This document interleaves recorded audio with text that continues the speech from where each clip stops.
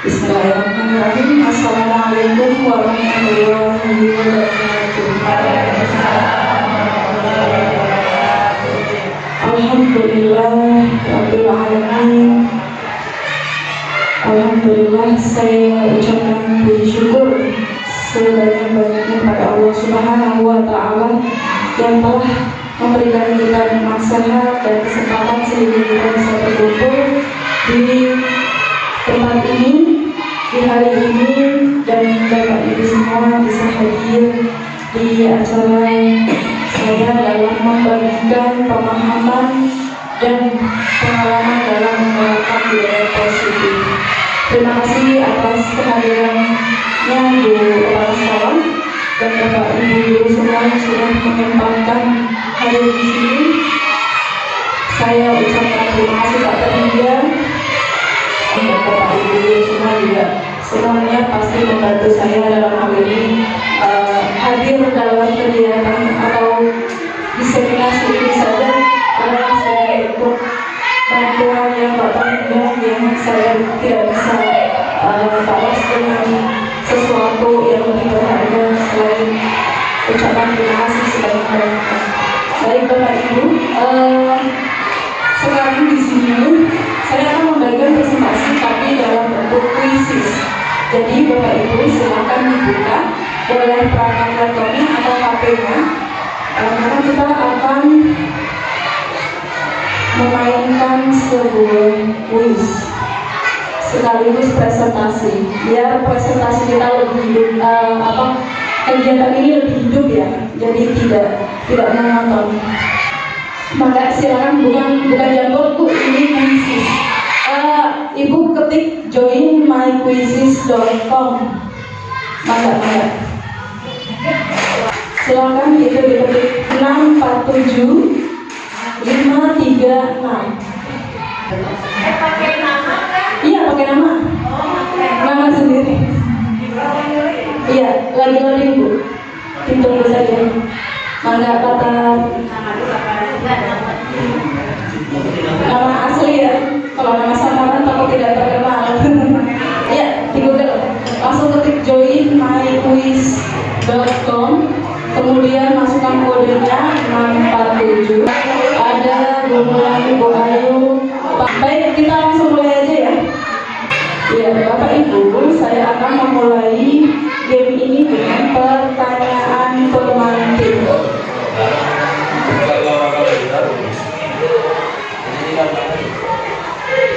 Ya, siap-siap ya Bapak Ibu. Silahkan, ini adalah survei. Bapak Ibu, di sini ada hukuman dapat mendisiplinkan anak. Jawabannya iya atau tidak. Langsung submit. Oke, waktunya sudah habis. Iya. Oke, hukuman dapat mendisiplinkan anak. Apakah hal itu betul atau tidak? Ya, tadi jawabnya lebih banyak. Yang iya siapa yang iya? Yang tidak? Oke. Hukuman sebenarnya bisa mendisiplinkan anak, tetapi itu tidak akan bertahan lama. Silakan survei yang kedua. Pemberian hukuman dengan hal positif seperti membersihkan halaman atau menyapu kelas dapat meningkatkan disiplin anak. Iya atau tidak? 3, 2, 1. Oke, waktunya habis. Ya, pemberian hukum ini dengan hal positif seperti membersihkan halaman atau menyapu kelas itu dapat meningkatkan disiplin anak. Pernyataan tersebut bisa jadi betul. Namun lagi-lagi pemberian hukuman yang sifatnya positif itu juga tidak bisa bertahan lama. Tidak bisa bertahan lama dalam memberikan disiplin kepada anak. Satu lagi Bapak Ibu, survei. Memberi penghargaan dapat meningkatkan motivasi belajar anak secara konsisten. Kalau tadi hukuman, kalau sekarang penghargaan, kira-kira bisa nggak memotivasi belajar anak secara konsisten? Iya, banyak yang menjawab iya. Bapak Ibu, kalau misalkan kita keseringan memberikan penghargaan kepada anak, apakah itu nanti akan menjadi sesuatu yang dia tumbuh sendiri dalam motivasinya untuk meraih suatu prestasi, ya, kesadaran dalam diri sendiri, ya, menurut Bapak Ibu? Tidak, ya. Jadi kalau sedikit-sedikit, nah, kamu Ibu kasih PR, kamu ngerjain ya, nanti saya kasih hadiah. Dia akan termotivasi, tapi hanya karena penghargaan, tidak dengan atas tumbuhnya diri sendiri dari motivasi internalnya. Begitu Bapak Ibu penjelasannya. Nah, di sini ada materi. Apakah makna disiplin itu? Disiplin dalam bahasa Latin itu dari kata disiplina yang artinya belajar. Nah, ini dulu itu murid-muridnya Sokrates dan Plato itu memaknai, mereka itu belajar memaknai diri sendiri. Tapi seiring munculnya budaya kita nih, yang dimaknai sekarang di budaya kita, disiplin artinya lakukan peraturan, bukan belajar untuk memaknai diri sendiri atau menghargai diri sendiri. Ibu ada pertanyaan lagi, silakan menuju kuisisnya. Oke, di sini yang sudah menjawab makanya termasuk ke dalam bentuk disiplin di situ memakai seragam sekolah yang rapi. Baik Bapak Ibu, selanjutnya di sini tujuan dari disiplin itu adalah untuk mengajarkan anak bertanggung jawab, ya, bertanggung jawab dan menumbuhkan kesadaran dari berdasarkan nilai-nilai kebajikan. Jadi di sini maksud saya memberikan hal-hal tentang disiplin dari tadi itu adalah agar membuat anak memahami dan menyadari berdasarkan motivasi internal, bukan karena hukuman atau karena pujian ataupun penghargaan. Begitu.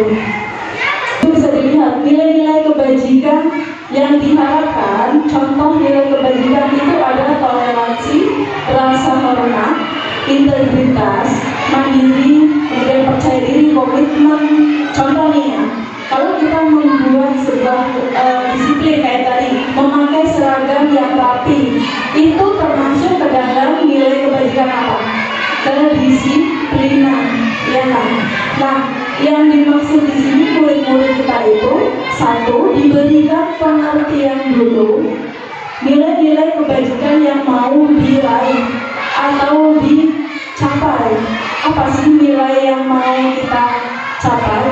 Misalnya, hormat, rasa hormat, berarti dia harus melakukan apa dalam diri dia untuk menghargai diri sendiri dan orang lain. Contoh menghormati guru, itu seperti itu. Di samping itu juga kita kan ada nilai kebajikan yang tertuang dalam profil pelajar Pancasila, ada 6 ya Bapak Ibu. Lagi kuisnya untuk membentuk budaya positif yang diharapkan muncul dari kesadaran diri sendiri. Tindakan yang perlu dilakukan adalah tadi sudah ya. Oke, sudah lagi yang belum jawab. Oke, waktunya habis. Jawabannya adalah C. Ajarkan nilai-nilai kebajikan terlebih dahulu. Nah, ini ada letterboardnya, luar biasa. Bu Emma sudah memimpin disalsul dengan bunyinya. Ayo, kejar-kejaran. Lanjut. Nah, kemudian kebutuhan dasar manusia di sini, mereka itu, kita itu melakukan sesuatu pasti karena ada motivasi atau kebutuhan dasar yang mendasari kita dalam bertindak sehari-hari. Yang pertama itu ada bertahan hidup, ya, kayak kita butuh sarapan, minum itu untuk bertahan hidup. Kita melakukan itu untuk bertahan hidup. Kemudian yang kedua, kasih sayang dan rasa terima.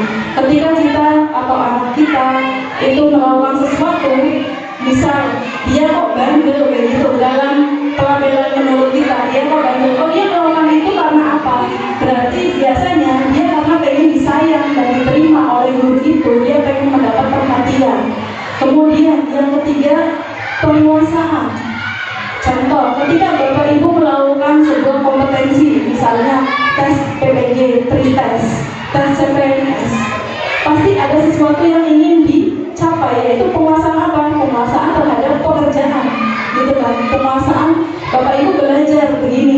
Bapak Ibu berarti pengen apa? Melakukan penguasaan terhadap materi gitu ya Bapak Ibu.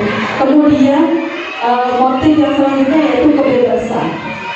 Ya, manusia ada yang kadang pengen melakukan sesuatu, contoh kadang-kadang kita melihat sesuatu yang kurang baik di sekitar kita, itu karena beberapa ditanya alasannya karena ingin mendapatkan kebebasan.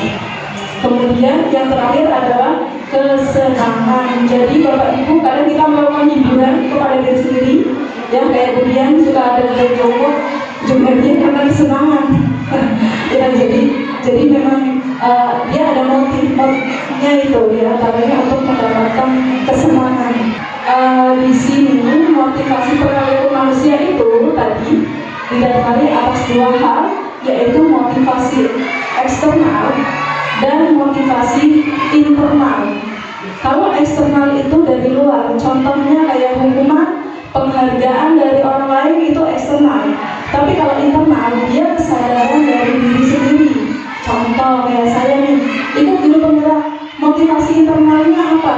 Saya kalau boleh jujur, motivasi internalnya saya pengen upgrade pengetahuan diri sendiri, karena memang saya merasa apa yang saya dapat itu kurang gitu kan, pengetahuan saya. Jadi bahasanya saya itu pengen membuka jalan untuk diri saya sendiri menuju pengetahuan yang lebih baik gitu kan. Jadi itu adalah kesadaran dari diri sendiri yang muncul. Bapak Ibu misalkan sekarang lagi ikut di seminarnya, ada yang diikuti Bapak Ibu PNM ya? PNM ya, misal kayak Bu Dina tuh sudah dapat sertifikat berapa Bu Dina? 7, luar biasa ya, sudah 7 loh, luar biasa. Pasti Bu Dina punya motivasi internal ya Bu Dina ya. Motivasi internalnya apa Bu Dina kalau boleh tahu? Pengen belajar format aja situ. Oh iya, itu juga termasuk motivasi dari dalam diri internal. Bu Dina pengen tahu banget tentang kurikulum, karena kita merasa kurikulum yang sekarang kita nggak dapat sosialisasi yang lebih ini kayak gitu. Jadi kita dengan diadakannya atau diselenggarakannya KMN itu oleh pemerintah, jadi kita turut mensukseskan mengembangkan diri melalui PMN itu. Nah juga ada yang sedang ikut pembatik, ada yang sedang ikut PPG, luar biasa sekali di sini. Bapak ibunya aktif semua, beri tepuk tangan untuk kita semua, luar biasa. Akhirnya motivasi internal ini diharapkan untuk menjadi orang yang kita mengarahkan anak kita nih, kita mengarahkannya di kelas dulu Bapak Ibu. Yang perlu digarisbawahi di sini, tumbuhkanlah motivasi internal atau intrinsik dari dalam anak peserta didik. Kita juga bisa melakukan ini di rumah ya Bapak Ibu, pada anak kita di rumah itu bisa seperti itu. Silakan dijawab pertanyaannya.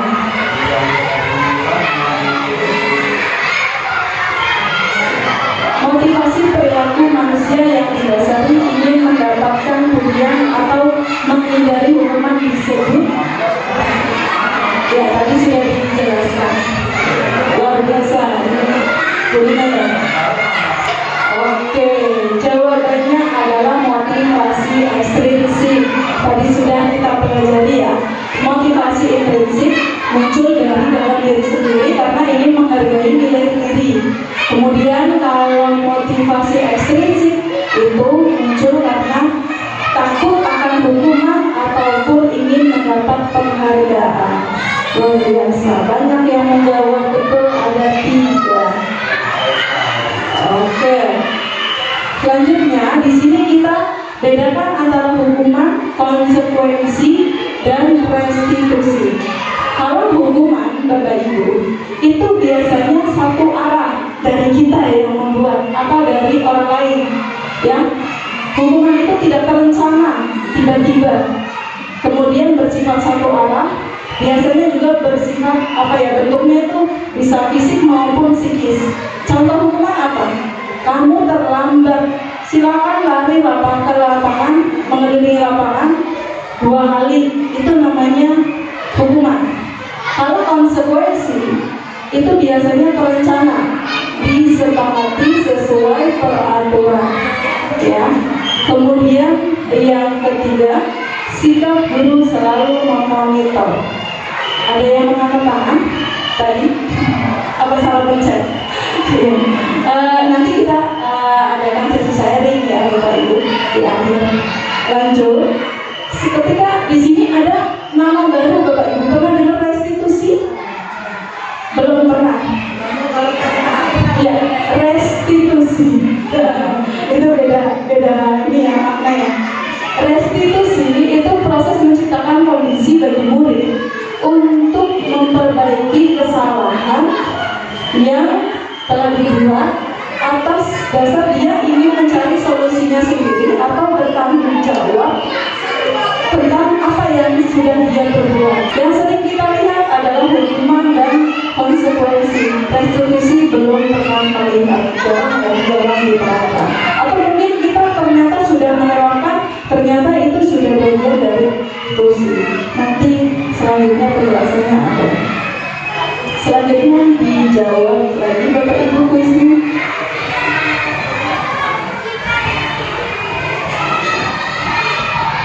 Oke. Lari mengelilingi lapangan basket 2 kali karena terlambat hadir di sekolah adalah apa itu? Hukuman atau konsekuensi?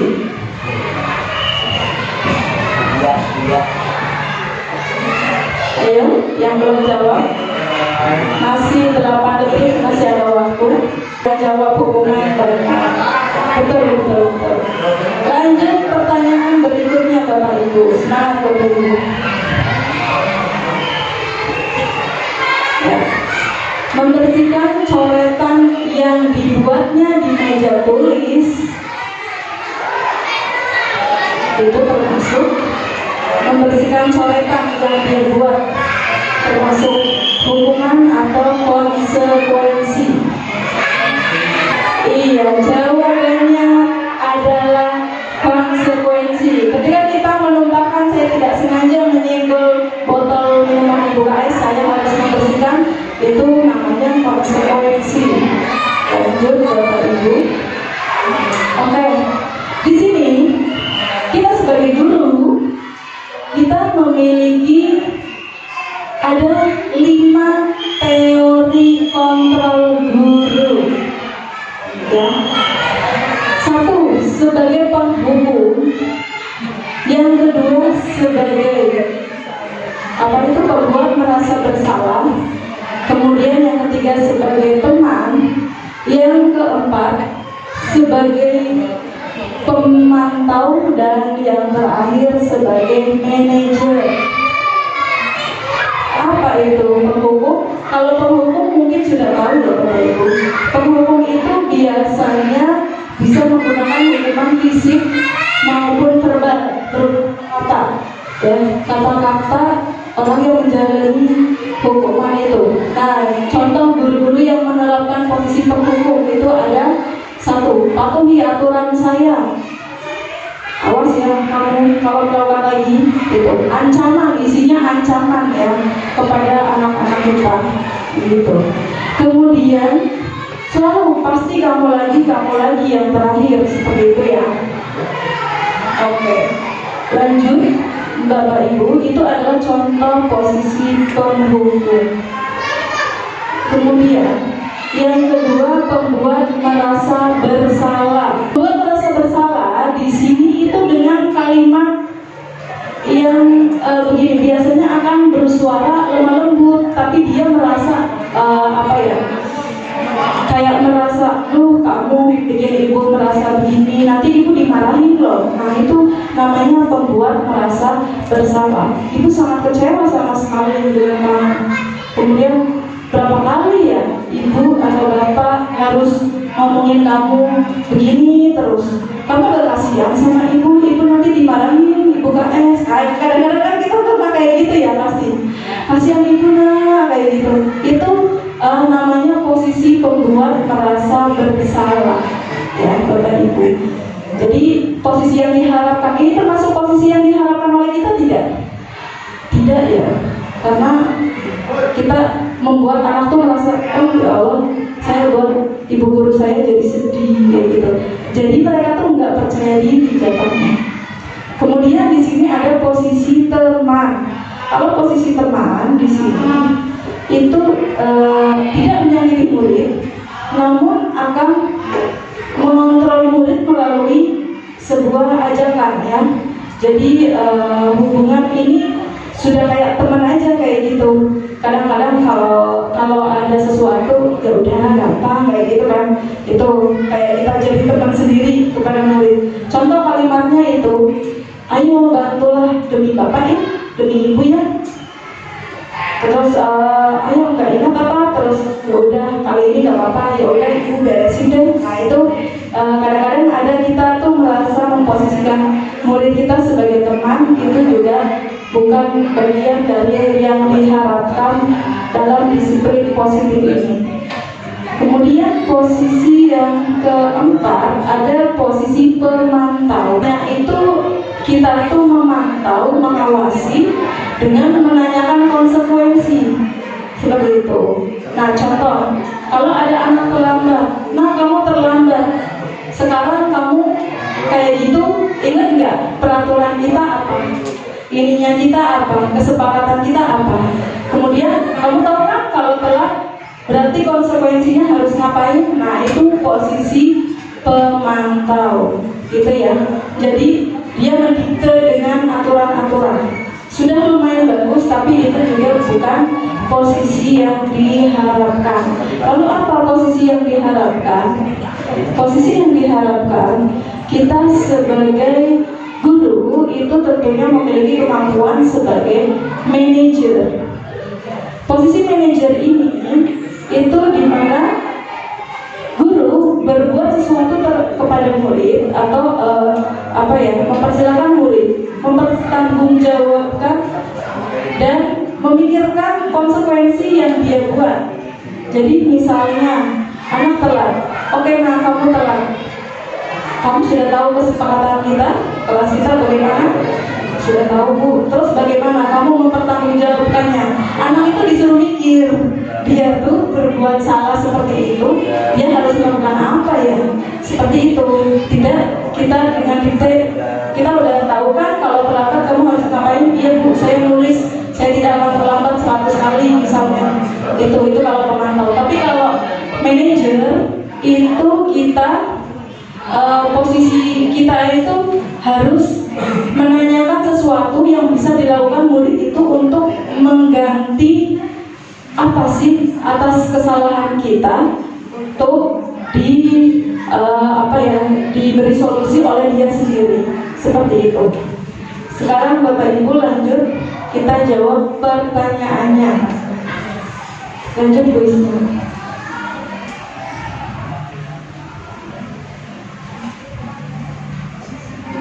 Oke, posisi guru yang mana yang diharapkan untuk mendampingi murid di sekolah? Tadi sudah 5-5-nya. Ayo, yang belum menjawab. Oke. Iya, ada yang menjawab 5 menit terakhir. Ya, masih Bu Nina dan Bu Anita, disusul Bu Erna dan Bu Ayu. Jadi posisi yang diharapkan itu kita sebagai manajer. Oke, satu pertanyaan. Ayolah bantu demi ibu ya. Kalimat tersebut itu ada di posisi apa Bapak Ibu? Ini adalah posisi teman. Oke, Bu Ayu menjadi naik ke posisi 3, luar biasa. Oke, Bapak Ibu, kita lihat ya contoh-contoh dari posisi kontrol yang ada.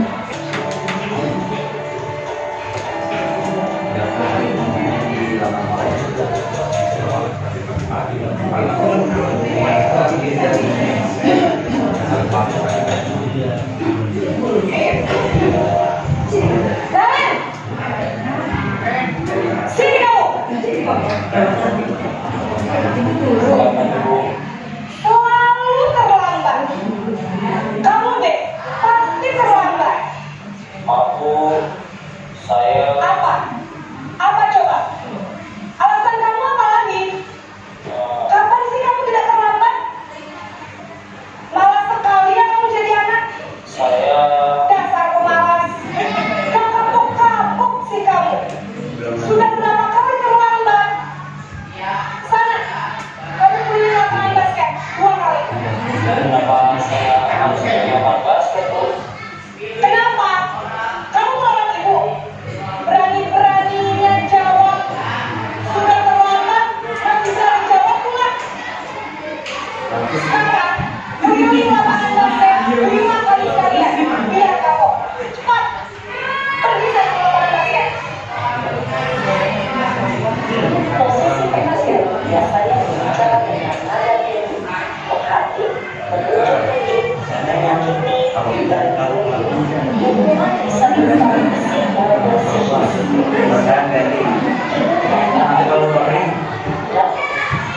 Tadi Berada pada posisi begitu adalah yang cenderung akan mendorongkan bahkan terlibat dendam. itu ya Bapak Ibu, itu diantaranya posisi pendukung bisa menimbulkan dampak murid itu bisa dendam sama kita, termasuk sama anak. Kalau di rumah kalau kita menghukum itu jelas, biasanya anak sekarang kayaknya rata-rata ya kayak bukan di zamannya kita kecil itu, biasanya anak-anak itu kalau dihukum atau tidak kita katakan tidak, itu mereka malah melakukan gitu.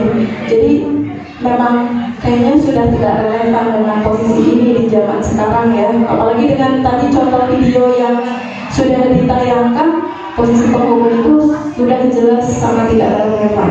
Kemudian posisi berikutnya ini ada pembuat merasa bersalah.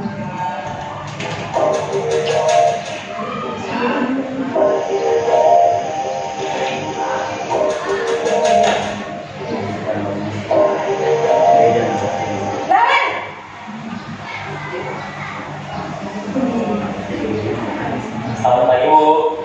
Naren, kamu kenapa terlambat lagi, nak? Ya Tuhan, Naren, kamu senang ya bikin ibu susah ya?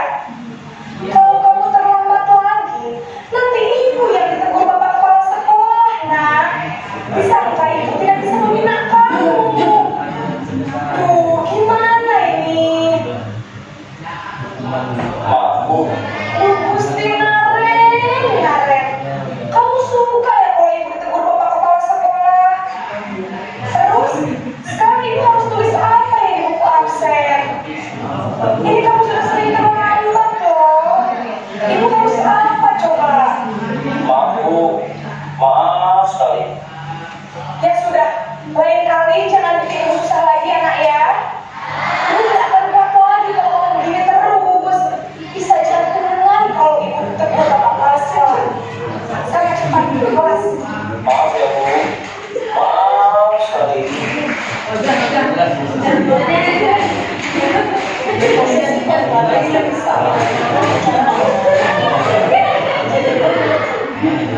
Kata-kata yang digunakan merasa menjadi orang yang gagal, memandang dirinya sendiri, merasa tidak berharga, dan tidak sanggup membahagiakan orang lain.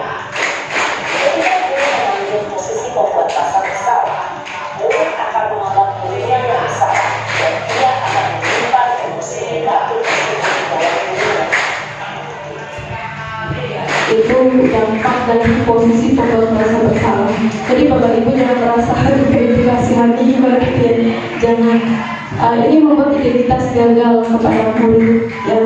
Jadi memang yang seperti tadi saya tayangkan itu jelas sudah tidak relevan.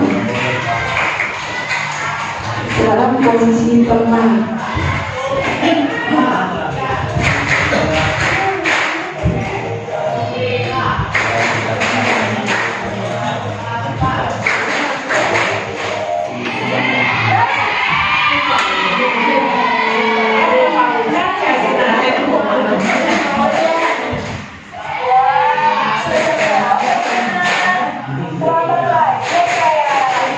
Ya, Bu.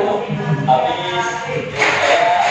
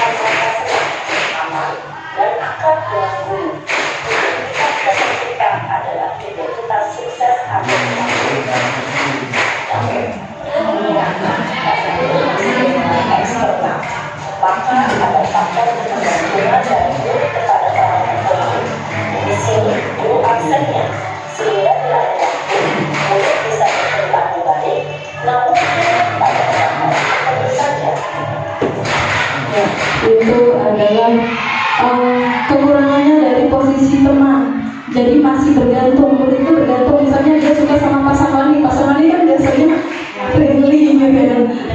Banyak yang suka gitu. Aku sama pasang wali gak apa-apa deh. Jadi dia tuh akan lebih gampang ngeremehin biasanya gitu. Jadi nyepelin kita kayak gitu. Tapi memang itu masih ada dorongan dari luar ya, atau eksternal, bukan dari internalnya sendiri. Nah sekarang di posisi pemantau atau pemonitor.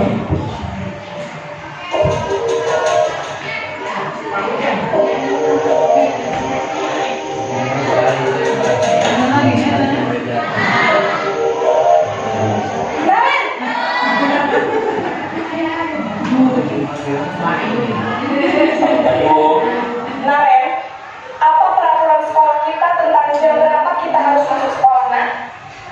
Kita harus di sekolah jam 7, Bu. Iya betul, sekarang sudah jam 7.20. Naren sudah tahu konsekuensinya jika terlambat hadir? Paham? Saya harus dalam kelas pas jam istirahat selama 20 menit. Iya benar, konsekuensinya demikian. Jadi nanti jam 9.30 pas istirahat, kamu harus tinggal di kelas, kerjakan tugas tambahan untuk ketertinggalan kamu, ya? Baik, Bu.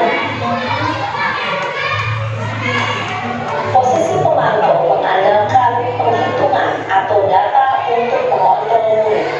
Guru mengarahkan murid berdasarkan peraturan dan konsekuensi. Seorang pemantau menunjukkan bahasa tubuh dan ekspresi wajah yang datar dan cenderung formal. Yang terakhir posisi manajer.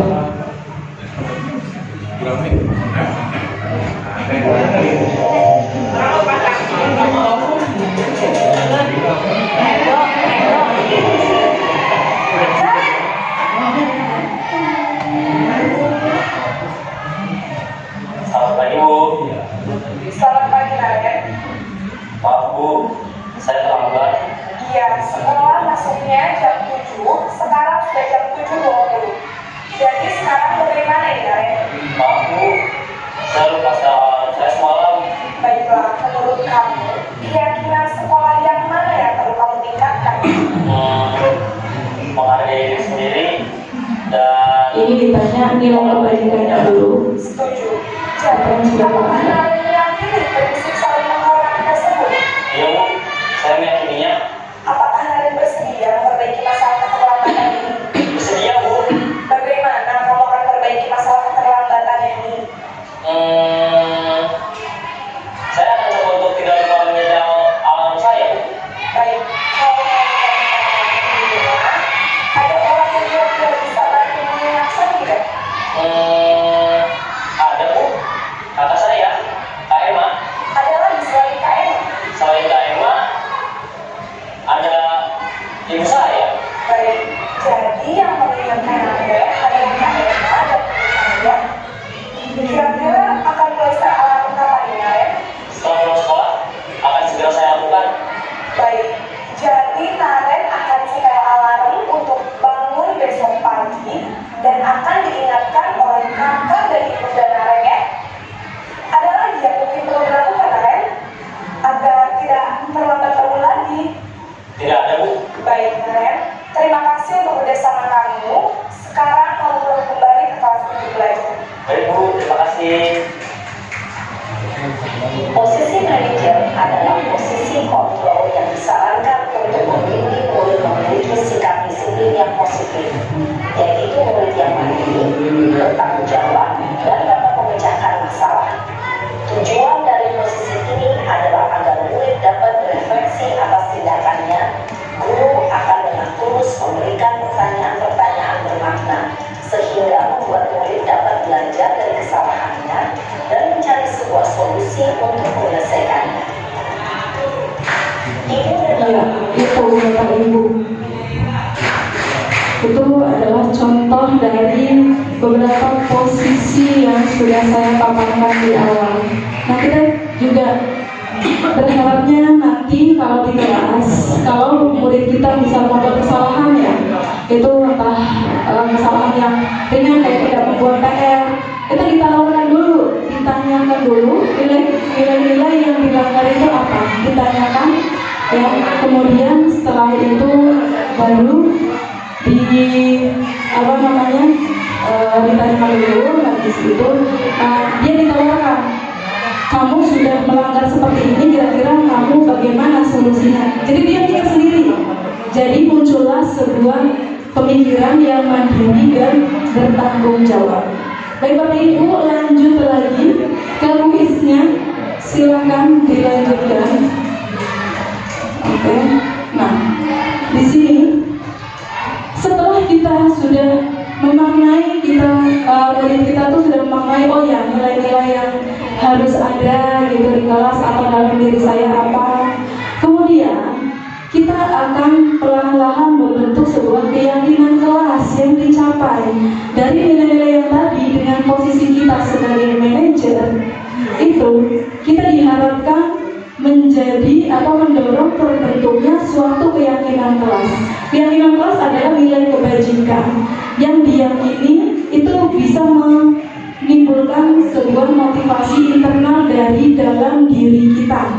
Jadi misalnya begini, nilai kebajikan apa di kelas ini yang kita yakini? Contoh, disiplin. Berarti kalau disiplin itu kaitannya bisa dengan piket, bisa dengan berangkat, mengerjakan tugas PR, itu juga disiplin ya. Jadi ketika kita sudah di kelas, oke anak-anak, kita meyakini kelas kita itu punya nilai-nilai apa. Bisa disiplin Bu, oke. Dalam disiplin ini kita mau membuat keyakinan seperti apa? Oke Bu, saya yakin bahwa bahwa berangkat tepat waktu, masuk ke kelas itu sudah memenuhi nilai-nilai disiplin dan ini akan membuat saya menjadi lebih tanggung jawab Bu. Itu ya. Kalau dalam kelas rendah bahasanya bisa dipermudah seperti itu. Kalau kelas tinggi kayak kelas 4, 5, 6 sudah bisa kan diajak komunikasi seperti itu. Jadi ini sangat bagus sekali. Jadi murid itu di kelas tuh nggak tertekan dengan kadang kita hanya nempel peraturan kelas, tapi tidak diawali dengan nilai kebajikan, dilanjutkan dengan nilai keyakinan kelasnya. Setelah itu, setelah muncul nilai keyakinan kelas, kita akan juga muncul sebuah kesepakatan kelas. Jadi murid itu diajak untuk apa? Berpendapat tentang apa yang dia ingin capai sendiri di dalam kelas ini bareng-bareng bersama temannya dan kita sebagai guru. Nah itu Bapak Ibu ya. Jadi pembentukannya seperti itu. Setiap anggota kelas perlu senang. Ini ya, sebuah keyakinan. Senang kan? Di dalam kelas itu mereka yakin akan senang. Berarti kita itu yakin bahwa kita masuk sekolah, murid kita masuk sekolah, dia mendapatkan pembelajaran yang menyenangkan gitu ya. Ya itu memang tantangan buat kita sebagai guru menghadirkan sesuatu atau menjadikan figur kita sebagai orang yang menyenangkan di kelas dan dirindukan murid. Itu adalah tantangan untuk diri kita. Gitu. Baik Bapak Ibu, silakan dijawab kuisnya kembali ke pertanyaan. Nah ini salah satu hal positif yang terwujud dalam diri siswa ketika mereka membuat keyakinan kelas, yaitu A, B, atau C. Silakan Bapak Ibu menjawab.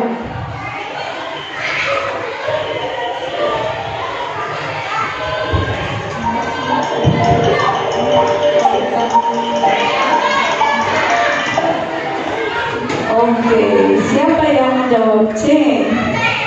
Iya, Bu Nina masih memimpin Bu Anita dan Bu Erna sebagai leaderboard. Baik, jadi di sini jawabannya adalah C. Anak-anak diminta berpendapat sesuai dengan hati nuraninya. Lanjutnya Bapak Ibu, setelah tadi kita sudah melihat sebuah teori kontrol guru yang diharapkan apa Bapak Ibu tadi? Sebagai apa kita? Manajer, kemudian melakukan keyakinan kelas, maka nanti akan tercipta restitusi. Nah di sini ada yang namanya segitiga restitusi. Segitiga restitusi ini adalah proses dialog yang dijalankan oleh guru atau orang tua agar dapat menghasilkan siswa yang mandiri dan tanggung jawab terhadap masalah yang dia buat. Jadi ini dalam segitiga restitusi, yang pertama itu ada menstabilkan identitas dulu. Menstabilkan identitas. Anak yang melakukan pelanggaran itu karena mencari perhatian biasanya kan, atau mungkin dia mengharapkan suatu penghargaan atau pujian. Nah, di sini ada segitiga yang langkah pertama, segitiga restitusi itu langkah pertamanya adalah menstabilkan identitas atau stabilize the identity, gitu ya. Di sini ada contoh kalimatnya, berbuat salah itu tidak apa-apa. Tidak ada manusia yang sempurna, gitu ya. Saya juga pernah, Bapak Ibu juga pernah dulu melakukan ini, gitu ya. Itu. Lanjut. Kemudian langkah yang kedua adalah validasi tindakan yang salah. Ketika anak itu berbuat salah, kita validasikan dulu. Nah, contoh kayak anak marah-marah mungkin di kelas karena dituduh berbuat sesuatu tapi dia tidak melakukan, dia marah-marah sama temannya, kemudian dia ngadu ke kita, kayak gitu ya. Tadi menstabilkan terus dulu, gitu ya. Kayak kamu marah-marah nggak apa-apa, ibu juga kadang-kadang marah, kayak gitu ya. Jadi itu kita stabilkan dulu identitasnya biar calm. Habis itu kita validasi tindakan dia yang salah. Oke, nah tadi kamu marah-marah, untungnya kamu cuma marah-marah ya, nggak sampai nonjok temennya gitu kan. Biasanya kan kalau emosi kan suka lebih dari itu kontrolnya. Nah, untungnya kamu cuma marah-marah ya. Iya Bu, nggak sampai itu. Oh ya. Nah itu kita validasi tindakan yang salah. Berarti dia sudah mengakui kan, cuma marah-marah gitu kan, tidak sampai memukul temannya seperti itu. Di sini ada kalimatnya. Padahal kamu bisa melakukan hal yang lebih buruk dari ini ya. Padahal kamu bisa kan, tadi bisa saja kamu lebih buruk dari melakukan marah-marah aja kayak gitu. Bisa jadi kamu bisa mukul, tapi kamu nggak mukul kan? Nggak boleh gitu kan. Lanjut, kemudian kamu pasti punya alasan. Ini langkah dari validasi tindakan yang salah. Itu pasti kamu punya alasan kan melakukan ini. Pasti mereka melakukan motivasi ya. Kalau misalnya dituduh apa ya Bapak Ibu, biasanya anak-anak bikin aduan dituduhnya kayak contek gitu misalnya. Dituduh mencontek. Berarti dia kan ada nilai yang dilanggar gitu ya, kejujuran gitu. Berarti dia tuh melakukan hal seperti itu, membela itu kan kehormatan, nilai kebajikannya yang dipertahankan adalah sebuah kehormatan dan harga diri. Berarti dia seperti itu, dia punya alasan karena dia ingin menjaga harga dirinya seperti itu. Kita tanyakan alasannya seperti itu. Nah, terus ada lagi kalimatnya, kamu boleh memperkatakan seperti itu, tapi kamu harus menambahkan sikap yang baru ya, dengan lebih baik lagi. Itu validasi tindakan yang salah. Kemudian langkah yang terakhir, menanyakan keyakinan. Nah, tadi kan sudah divalidasi identitas, menstabilkan identitas dulu. Gak apa-apa, ibu juga pernah marah, ibu wajar kamu marah gitu ya. Habis itu, oke, untungnya tadi kamu cuma marah-marah ya di validasi tindakan yang salahnya. Kemudian yang terakhir, menanyakan keyakinan. Nah sekarang kalau kamu sudah marah-marah, kira-kira nilai apa yang sudah kamu langgar? Nah itu ditanyakan, nilai yang sudah dilanggar itu apa. Lanjut, baik, tadi sudah 3 langkah kita lakukan. Setelah itu Bapak Ibu coba kita jawab kuis ya, kuis lagi. Lanjut Bapak Ibu, kasih musik biar tegang.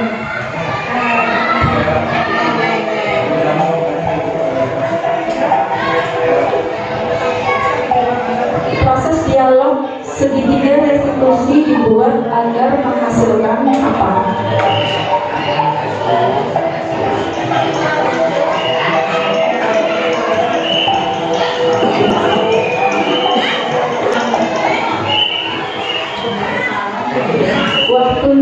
gratis. Oke, lanjut ya. Proses dialog dialog segitiga diskusi dibuat agar menghasilkan tadi jawabannya A ya. Siswa yang mandiri dan tanggung jawab terhadap masalah yang dibuatnya. Itu Bapak Ibu. Ini adalah penerapan segitiga restitusi. Jadi kita nanti punya gambaran Bapak Ibu bagaimana kita harus bertindak terhadap murid kita yang melakukan kesalahan.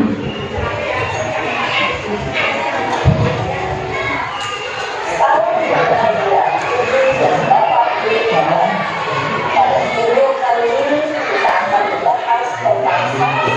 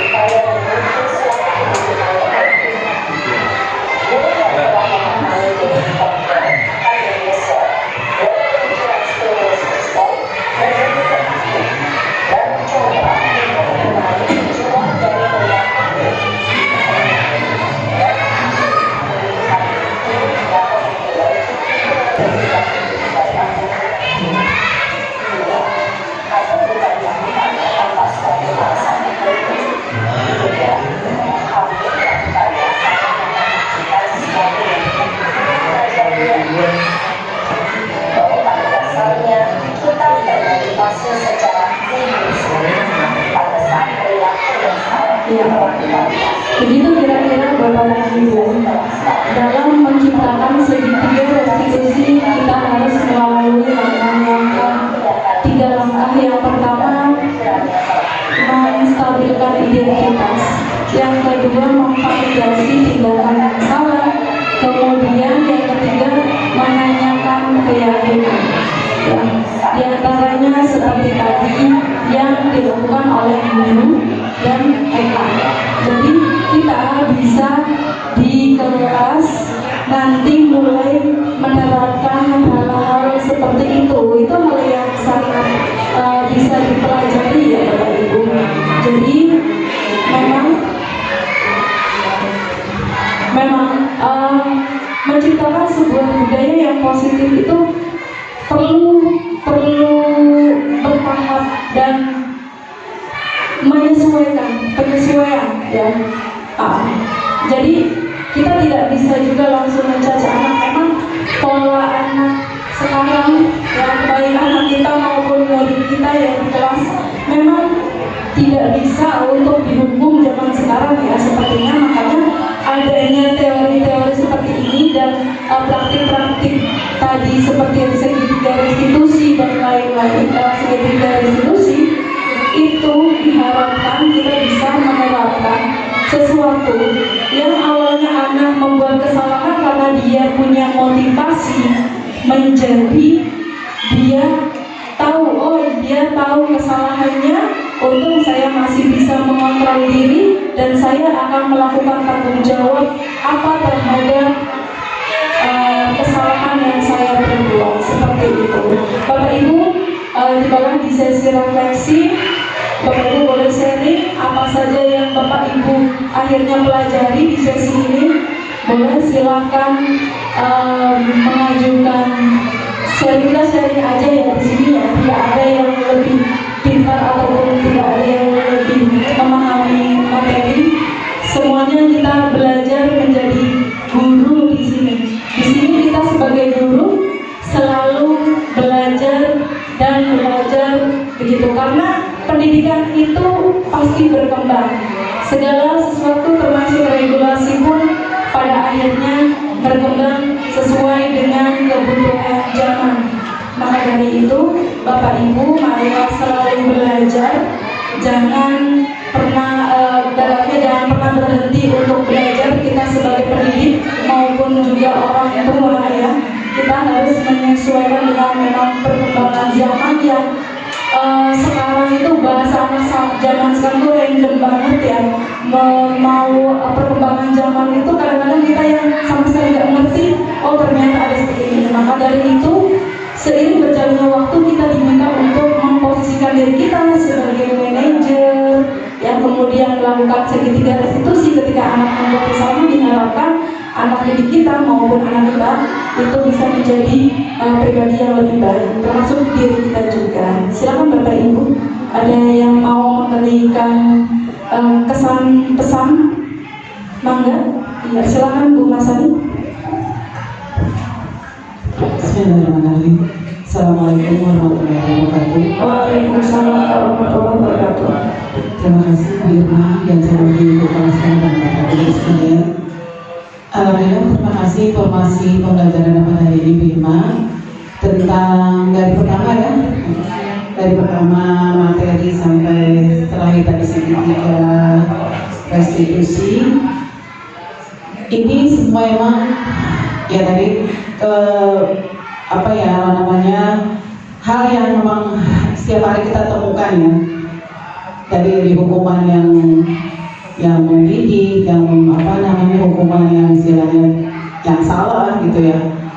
Kembali lagi kepada kita juga, anak-anak memang perlu sekali itu diberitahu atau dihukum gitu. Tapi tadi hukuman mendidik, kalau misalnya memang kalau SD gitu, kita banget, mungkin saya banget ya tadi kan, artinya memberitahu ini nggak boleh, ini terlambat, terus ini gitu kan. Mungkin kita sebagai tadi pembuat masalah gitu ya, artinya kita bermasalah gitu kan, sebagai pemantau gitu ya. Terakhir ke manajerial tadi, itu memang luar biasa. Terakhirnya itu, oh iya itu berarti kita dulu tuh semua ya kita rangkum ya,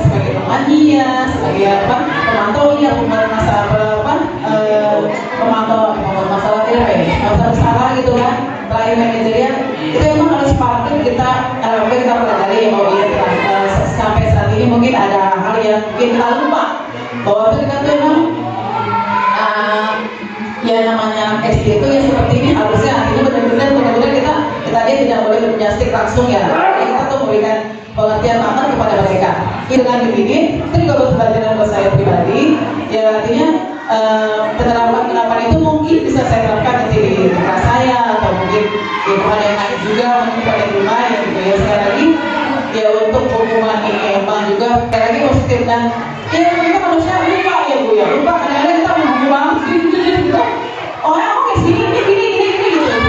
Ya insya Allah sih kita mudah-mudahan tidak diluangkan dengan pendidikan yang mana begitu. Jadi baru tahu ya banyak sekali yang kita lakukan untuk mereka beriman tadi perlahan-lahan. Ya udah terima kasih ibunya dan mudah-mudahan ini banget bermanfaat terjadi bagi mereka dan sukses buat ibu. Terima kasih. Assalamualaikum warahmatullahi wabarakatuh. Waalaikumsalam warahmatullahi wabarakatuh. Terima kasih. Program Masani jika di JOP Guncang udah pasti Guncang gitu ya. Kalau saya sama anak saya ada yang bisa mencurahkan isi hatinya, makanya ini Bu, ini pembelajaran juga buat saya pribadi ya sebagai pendidik gitu. Sebagai pendidik kita banyak belajar ternyata selama saya mengikuti CGB ini.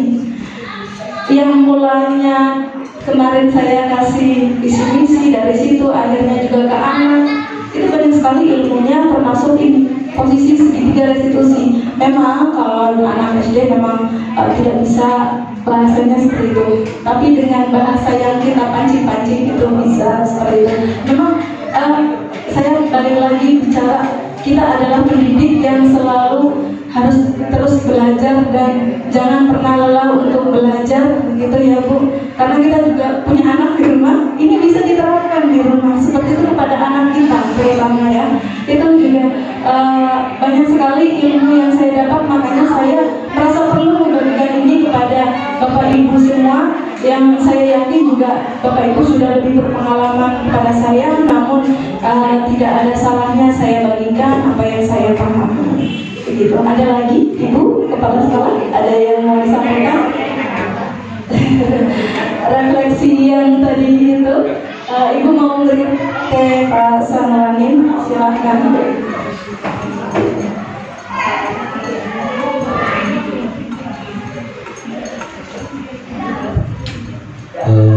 Terima kasih Bu Irma. Saya menambahkan dari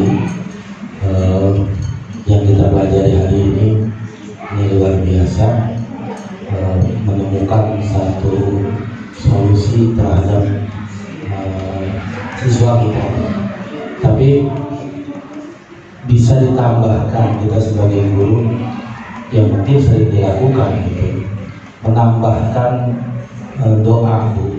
Artinya tetap anak-anak kita ini secara apapun ya kita harus secara didik-didiknya mendoain gitu. Anak kita doain, siswa dan siswi kita doain. Kadang kan kita doa buat kita aja, tapi ketika kita mendoain orang lain itu kebaikannya buat kita juga, apalagi anak-anak kita. Ternyata ada satu ungkapan tuh, doa silahul mu'min. Doa itu senjatanya orang mukmin, jadi punya kekuatan yang kuat untuk merubah anak-anak kita menjadi baik. Teori ini kalau benar-benar digunakan remaja di sesama teman bahkan saling bunuh begitu kan, mungkin dia ketika ditanya kamu tadi emosi ya, untung saya cuma emosi gitu, tapi kalau dilihat di situ kan kamu apain ya, saya bunuh. Nah, ketika begitu kan seperti apa? Karena kejadiannya kita bukan di depan kita. Gitu. Oleh karenanya satu kekuatan lagi kita tambah doa untuk membimbing anak kita. Terima kasih Bu. Terima kasih Pak Sanwan ini atas nasihatnya dari Pak Ustadz luar biasa. Betul sekali, selain kita memposisikan diri kita sebagai seorang manajer, memang semuanya kembali lagi kita pasrahkan kepada Tuhan ya, karena senjatanya Muslim itu utamanya adalah berdoa. Dan memang untuk teori-teori ini diberlakukan ketika ada masalah-masalah kecil gitu kan, masalah kecil menengah, tidak sampai kasusnya tadi kalau sudah membunuh itu tidak mungkin kita pakai teori kontrol, ini sudah tidak bisa lagi gitu. Ini kan hanya misal contoh di kelas itu kita menemukan anak melakukan sesuatu yang salah, kita rangkul lah, kita pakai anak kita dengan teori kita sebagai manajer dan melakukan segitiga restitusi. Begitu Pak Sarwaris. Bapak Ibu, ada lagi yang mau sharing tentang ini? Kalau tidak ada, sudah cukup? Cukup, baik, karena waktunya sudah lumayan sih ya. Baik Bapak Ibu, terima kasih atas kesediaannya dan semangatnya mengikuti desiminasi ini. Saya ucapkan banyak-banyak terima kasih, tata hingga kepada Bapak Ibu guru semua. Jangan bosan-bosan mendengarkan materi-materi dari saya yang seperti ini, yang saya rasa perlu untuk disampaikan. Terima kasih. Sekali lagi saya akhiri. Assalamualaikum warahmatullahi wabarakatuh.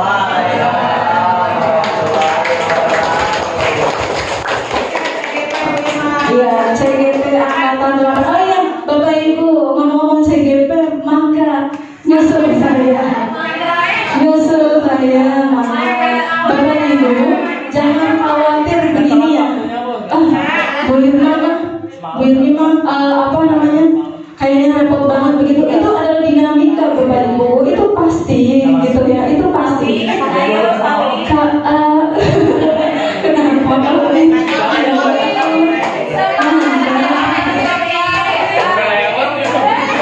Insya Allah kalau ada kesulitan atau apapun, misalkan ini prioritas dan lain-lain, bisa konsultasi ke saya. Saya siap menerima pertanyaan seperti itu Bapak Ibu.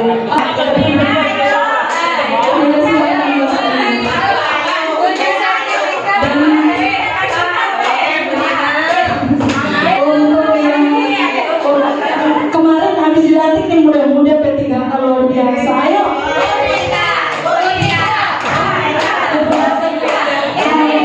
Wanita, Bu Siti, Bu Retno gitu ya.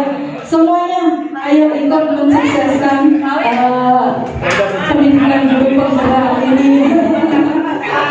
Silakan, masih muda masih bisa berkreasi, dan yang gak muda pun boleh banget ya. Silakan, boleh banget.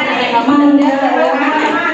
Silakan. Ini benar-benar membuka mindset kita Bapak Ibu. Kalau kita ikut CGP itu benar-benar wah ternyata kayak gini ya.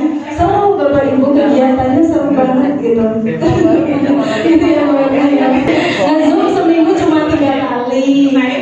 Ya, kalau PPG sekarang kan kita semua sebagai besar sudah mengalami PPG daring ya. PPG daring itu lebih berapa jam umur PPG daring? 3 jam lebih ya. Ada yang 4 jam bisa sampai 6 jam gitu. Kalau CGP cuma 3 jam gitu. 3 jam lebih ya. Ya Bu Ayu setelah launching sepertinya. Baik setelah launching. Mangga silakan ikut CGP pasangan mangga.